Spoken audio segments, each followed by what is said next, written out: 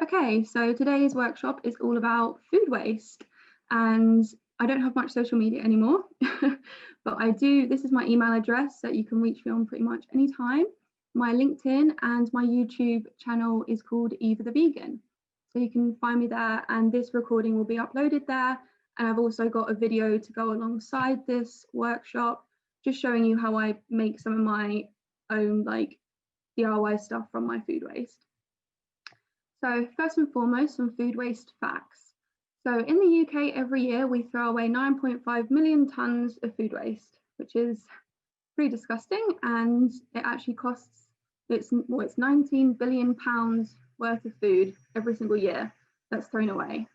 And the environmental cost of that food waste is 25 million tonnes of greenhouse gases, which is insane. 22% of food bought in the UK is thrown away, and 700,000 tonnes of food that is thrown away is surplus. And I wanted to give a little bit of a shout out to Oddbox. If no one's ever heard of them, they're a fruit and veg kind of delivery service, but all of the fruit and veg that they deliver is either surplus or is too ugly to go into supermarkets. They don't do it all over the UK at the moment. It's mainly around London, Essex, Hertfordshire, maybe even Kent now, I'm not sure, but they're definitely someone to bear in mind if you're looking at getting fresh produce delivered. So the first thing in preventing food waste is prevention. I love composting. We all love composting. I'm lucky enough to have industrial compost where I live, but I have tried with garden composts. Some things to think about when composting is not putting any animal products in. I think eggshells are all right, but things like meat don't usually go down too well.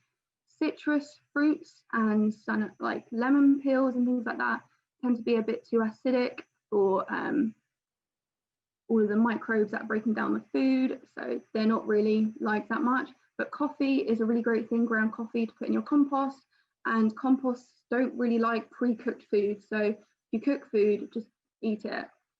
And the next thing is just to store your food correctly. I talk about this a little bit in my video, just keeping things like leeks in a little jar with some water, keeping potatoes and onions separate in dark places, keeping citrus fruits in your fridge. And there are some really good apps as well to prevent food waste, like Too Good To Go and Olio. There are many, many more. They're just kind of, restaurants will post that they've got some food left over and they'll sell it really cheap on there, so you can go and grab yourself a bit of a bargain. So the first kind of method for reducing your food waste I want to talk about is what to do with your veggie scraps. So first of all, I want to tell you not to peel your potatoes. They don't need peeling. The peel's really good for you. Even if you're making mash, it's fine. Peels are a bit of a waste, but if you do have them, if you really want to peel your veg, obviously do whatever you want. But I would store them in the freezer. So all of your veggie scraps, off cuts, obviously nothing that's gone off or is like a bit of green bit of potato or anything like that, I wouldn't use that. But if you freeze your veggie scraps, I keep mine in a paper bag in my freezer, and then when it's full, I just put it in my pressure cooker and I turn it into veggie stock. And you can use veggie stock to make gravy and use it in soups, recipes, everything. It's a really, really easy, cheap way of getting stock and gravy and all those lovely things without spending any money and making the most of your fruit and veg. The next thing is carrot top pesto. I love this when I get carrots with tops. It's so lovely. It's a river food recipe for those vegans out there. It does ask for Parmesan, but you can just use vegan cheese, or you can make your own Parmesan from cashews and nutritional yeast, which is really yummy. That's a really great recipe to make the most out of your carrot tops. And the next thing is to donate your veggie scraps to local sanctuaries. I know a lot of the restaurants here in Bournemouth have been doing that, especially as we go in and out of lockdown, when they have leftover food or food that they bought that they're not able to use. They will just take it to local sanctuaries and the animals will love it. And if you have any non-human friends in your garden or in your family or any local wildlife, you can always take some down to them. I took some oats to the ducks this morning, which is nice. The next thing is plant tea. I don't know if that's what it's called, that's what I call it. This is essentially just fertilizer for your plants from cooking things. So things like pasta or rice that you've cooked, anything starchy really, as long as you don't put salt in the water when you cook your pasta, you can use the leftover water to water your plants. You can also do this with vegetables like broccoli, if you're boiling broccoli, or carrots or anything, you can use the veg water to water your plants. A really great fertilizer. And banana peels to make banana tea. You just chop up the skin of the banana, put it in a jar with some water, put it in a cupboard for 2-3 days, and it will be nice and banana-y. It's pretty gross, but it's really, really good for your plants. I wouldn't recommend doing it every day or whatever. I would do it every month, maybe every 2 weeks to your house plants. You can give it to, you know, fruits and veggies as well if you want, if you're worried about your soil and whatnot, but you don't need to do it all the time. It's just a good way to use up those things. And coffee grounds are, again, they're really great as a fertilizer, although they can be really, really strong. They're very rich in nitrogen, so I wouldn't put them directly on house plants and things like that. It can be a bit overwhelming for your plants, but they are best to go in the compost, used to help your compost, and then use your compost as a fertilizer for your plants. Fruit scraps. This is my personal favorite and was actually my first food waste swap. And it's just soaking citrus skins in white vinegar to make homemade cleaner. So I soak my lemon peels for about 2 weeks in a jar with some white vinegar, and then I just strain them out and mix 1 part of that citrus vinegar liquid with 1 part water, and that is my homemade cleaning spray. I use it on mirrors, windows, tables, everything, kitchen, everywhere. It works really, really well. Never had any problems. You can even make your own apple cider vinegar from literally just offcuts of apples. I wouldn't recommend using the seeds in the apples, but the skin, the core without the seeds and things like that. You soak them in water. You don't need to have a special fermentation top to like a jar. You can just put a bit of cloth with an elastic band and do it that way. But it's a really great way to use up if you have an excess of apples at any point. And then also just dehydrating your fruit, making Christmas decorations out of lemons and oranges, or just dehydrating them to eat like apples. Dehydrated apples are lovely. You can do them in the oven, you don't need a dehydrator. Just put them on a really low heat for an excessive amount of time and they'll get there eventually.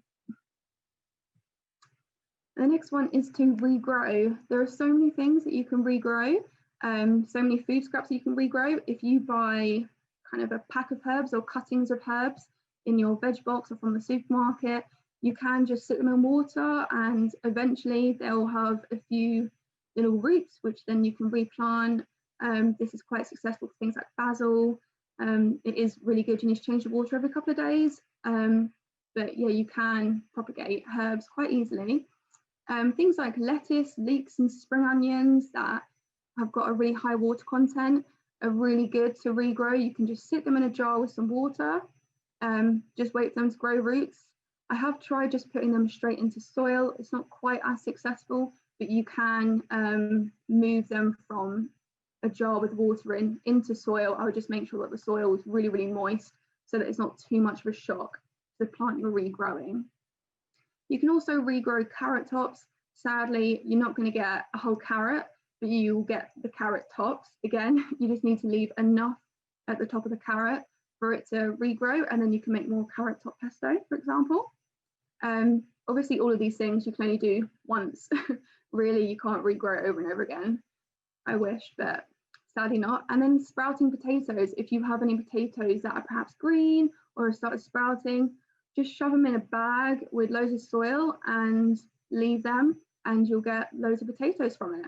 And I think this is quite a successful kind of regrowing process. I think it works quite a lot of the time. And something I've been toying with quite recently is garlic cloves. Planting sprouting garlic cloves about 3 inches into soil and leaving them for 4 or 5 months, and you'll get a whole bulb of garlic if it works. Seems to be working so far, but I'll update you when I pull them out the ground. And then there's pickling, making jam and freezing things. So pickling seasonal veggies is really great at the moment. There's lots of cabbage in season in the UK, and personally, I've definitely got far more cabbage than I can consume just in meals alone. So I've been pickling some red cabbage. There is a really great, I think it's a BBC good food recipe for pickling red cabbage. It's really easy: water, garlic, vinegar, all that good stuff, salt, pepper, sugar, that's basically it. And yeah, it's really great to pickle things. You can keep them for a couple of months as long as you sterilize the container you're putting it in beforehand. So just put boiling water in a jar and it should be fine. You can make dandelion honey when it's dandelion season. I love doing this because I absolutely love really sweet syrups and things. Please don't take all the dandelions though. If you see a patch of dandelions, only take a couple because the bees need them as well. Making jams and conserves. I've recently been experimenting with the art of making like berry compotes from frozen berries.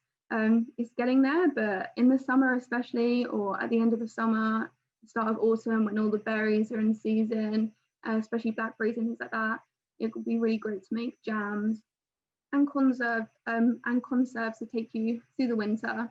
And you can also just freeze things. So things like spinach I often freeze so I can use in smoothies at a later date, and just freezing things that you have that you know you're not going to eat. But please, when you do freeze food, actually eat it. I would give yourself a month, maybe 2 months to consume it within, because otherwise you're going to end up with a full freezer of food. And then if you just leave it there for ages, it's not going to be as nice to consume.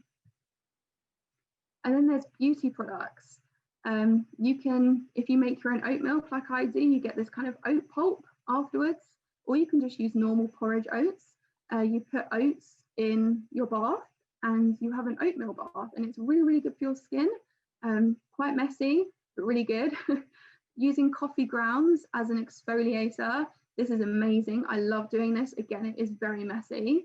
So I would recommend doing it in the shower, but it is amazing. Makes you feel really good, makes your skin feel really good. And you can make face masks from lots of fresh produce as well, like avocados and things like that. If you've got an avocado maybe that you bought and it's like gone off a little bit and you maybe don't want to eat it, you can slap it on your face. And there's lots of other things you can put on your face food-wise. My rule of thumb with beauty products is don't put anything on your skin you wouldn't put in your mouth. And that's it for now. So thank you for listening. And yeah, any questions you have, I'm here to answer.